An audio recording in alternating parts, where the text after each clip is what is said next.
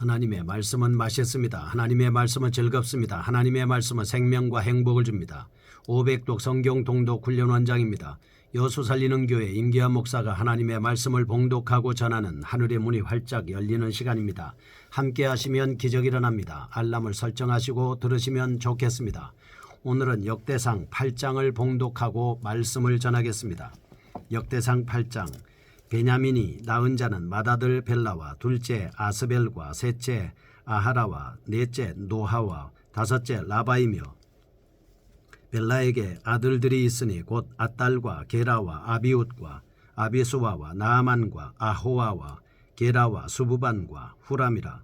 에웃의 아들들은 이러하니라. 그들은 게바 주민의 우두머리로서 사로잡혀 마하낫으로 갔으나 곧 나아만과 아히야와 게라이며 게라는 또 우사와 아히웃을 낳았으며 사하라임은 두 아내 후심과 바아라를 내보낸 후에 모압 땅에서 자녀를 낳았으니 그의 아내 호데스에게서 낳은 자는 요밥과 시비야와 메사와 말감과 여수와 사갸와 미르마이니. 이 아들들은 우두머리이며 또 그의 아내 후심에게서 아비둡과 엘바알을 낳았으며 엘바알의 아들들은 에벨과 미삼과 세메시니.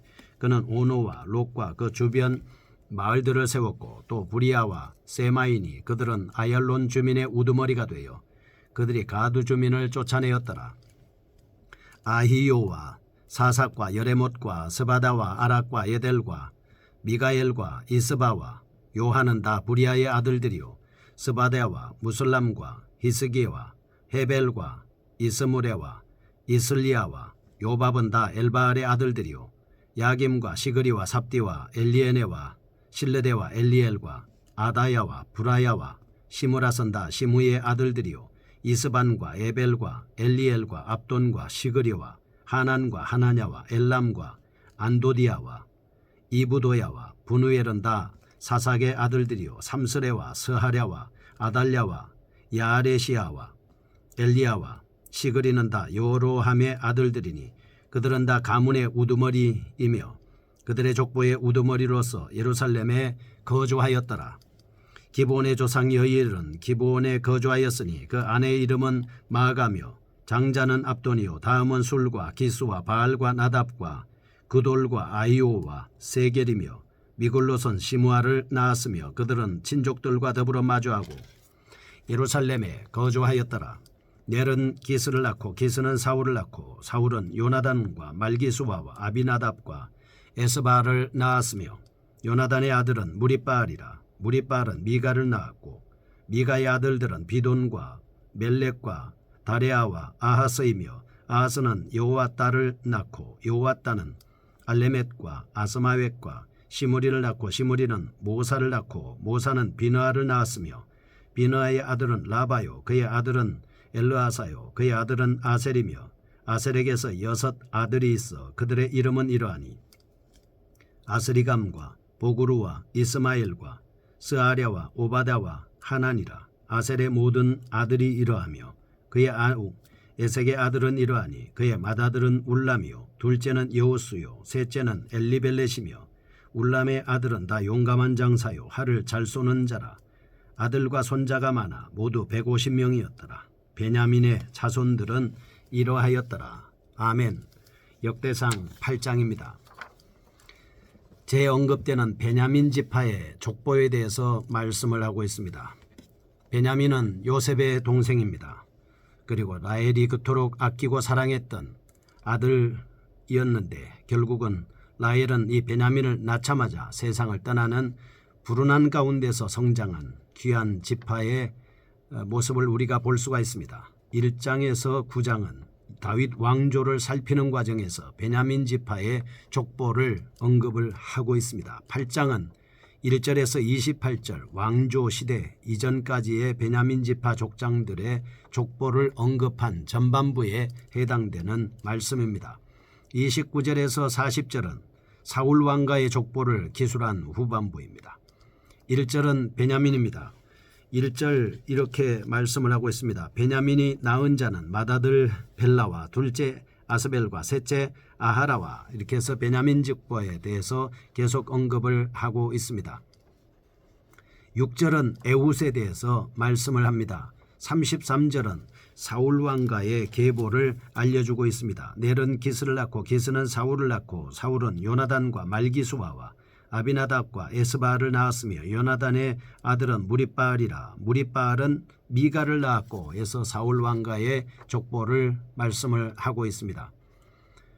계속해서 이러한 베냐민 지파의 족보가 유다 지파를 제외하고는 다른 지파에 비해서 더욱 상세하게 기록되어 있는 사실을 볼 수가 있습니다.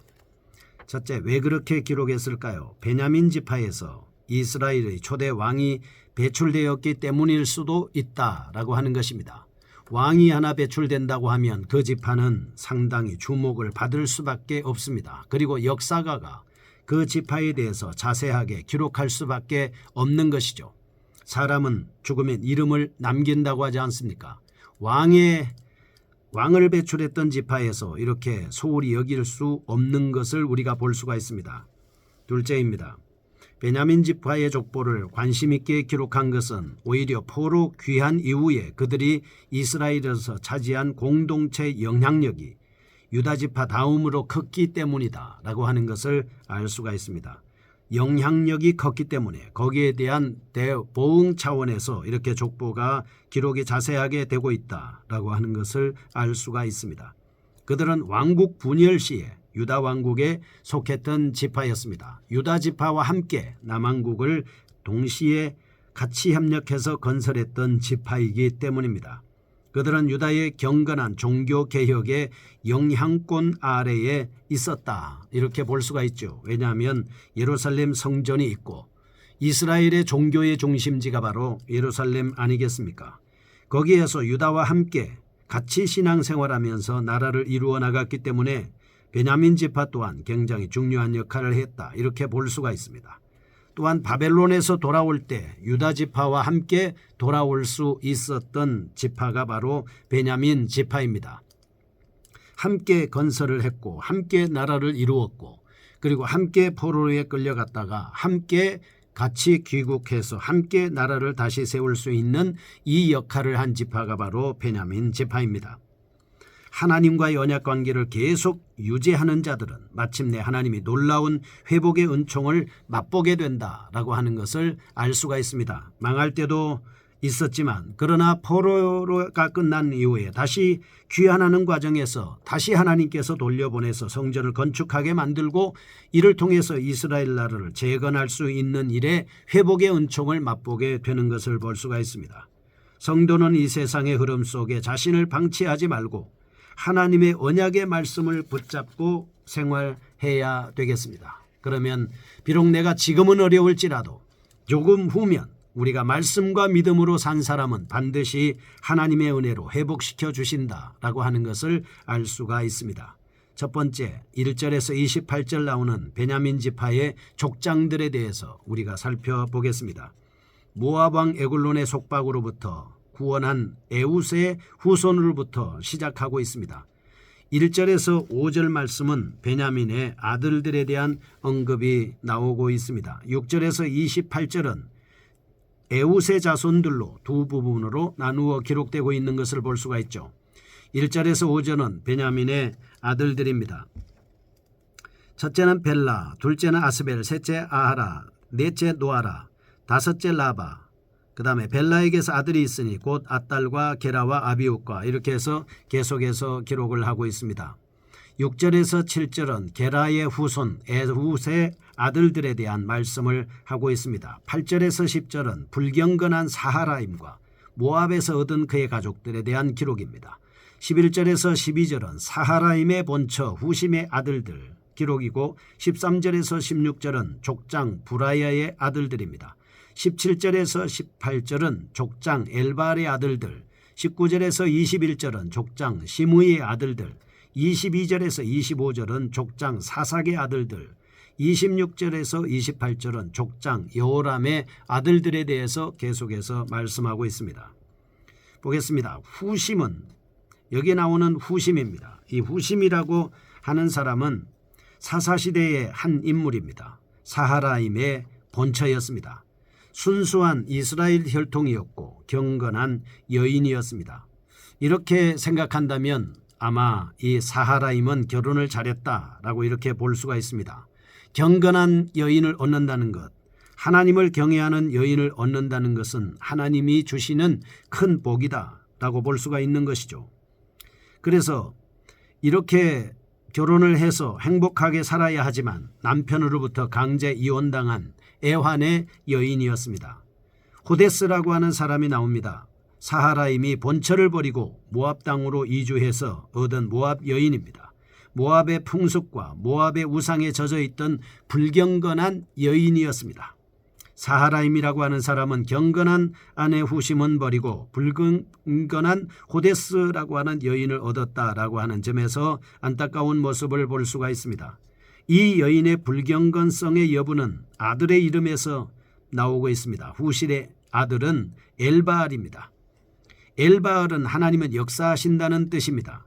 아이둠은 나의 아버지는 선하시다 라고 하는 뜻이죠. 하나님을 신뢰하는 그의 신앙을 볼 수가 있습니다.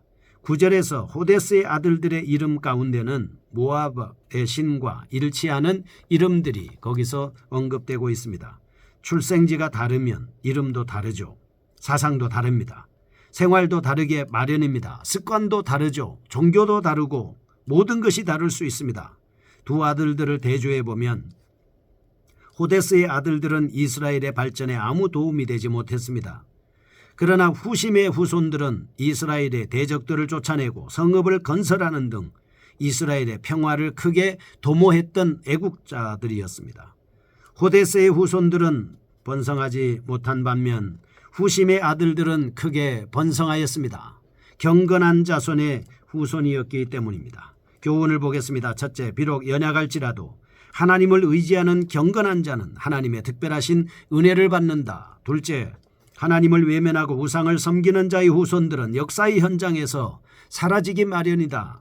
셋째, 그리고 무엇보다도 신앙으로서 교육이 후손들을 위대하게 만든다는 사실을 우리는 발견할 수 있다라고 하는 것입니다. 그래서 자녀 교육은 언제나 주의 율례와 계명으로 이루어져야 된다라고 하는 것이죠. 두 번째입니다. 29절에서 40절 나오는 사울 왕가의 족보입니다. 왕조 이전까지의 베냐민 계보를 언급한 데 이어서 사울 왕가의 족보를 기록하고 있습니다. 29절에서 33절은 사울에 이르는 족보, 34절에서 40절은 사울 이후에 요나단의 자손의 계보를 언급하고 있습니다. 29절에서 32절은 사울 왕의 조상 여이엘의 아들들, 33절은 사울 왕의 가족들, 34절에서 40절은 요나단의 아들 무립발의 그의 후손들로 구성되고 있습니다. 사울 왕조가 몰락했음에도 불구하고 요나단의 아들 무립발의 후손들이 크게 번성하였음을 발견할 수 있습니다. 사울과 세 아들들은 길보아 전투에서 죽었습니다. 그의 아들 이스보셋이 살해당했으나 요나단의 아들 무립발을 통해서 사울 왕가의 계보가 계속 이어질 수 있었던 것입니다. 울람의 아들들은 활쏘기를 잘함으로 인해서 후손이 번성하였음을 알 수가 있습니다. 사울 왕가의 유지와 번성의 이유는 그렇다면 무엇입니까? 첫째, 다윗 왕이 그의 절친한 친구 요나단과의 언약을 성실히 이행했기 때문입니다. 요나단은 다윗을 사울의 손에서 구출해 주는 대신 다윗 왕이 된 후 자기의 집을 돌아볼 것을 다윗에게 부탁했습니다. 그래서 다윗은 이 언약을 성실히 수행하였습니다. 당시의 관례를 깨뜨리고 요나단의 아들 무립발을 보호해 주었습니다. 요나단의 소원을 다윗이라는 왕을 통해서 이루신 하나님의 은혜였습니다. 둘째, 무립발의 후손들이 번성할 수 있었던 것은 무립발의 겸손한 자세에 기인한다고 볼 수 있습니다. 사울 왕조의 후예였습니다. 그러나 사울 왕조를 창설한 다윗 왕 앞에서 오만불손한 태도를 보이지 않았을 뿐만 아니라 그는 오히려 다윗 왕의 친절을 자신에게 과분한 것으로 받아들이고 다윗 왕 앞에서 죽은 개처럼 자신을 비유할 정도로 겸비하고 겸손하게 살았기 때문에 번성할 수 있었습니다. 깨달아야 합니다. 첫째, 하나님은 조상의 죄를 그 후손들에게 돌리지 않는다. 둘째, 하나님은 어떠한 가문에 속했든지 겸손한 자에게 은혜를 베푸십니다. 셋째, 요나단과 맺은 약속을 성실하게 이행한 다윗 왕의 모습을 통해서 참된 성도의 모습, 진실과 긍휼이라는 교훈을 우리는 발견할 수가 있습니다.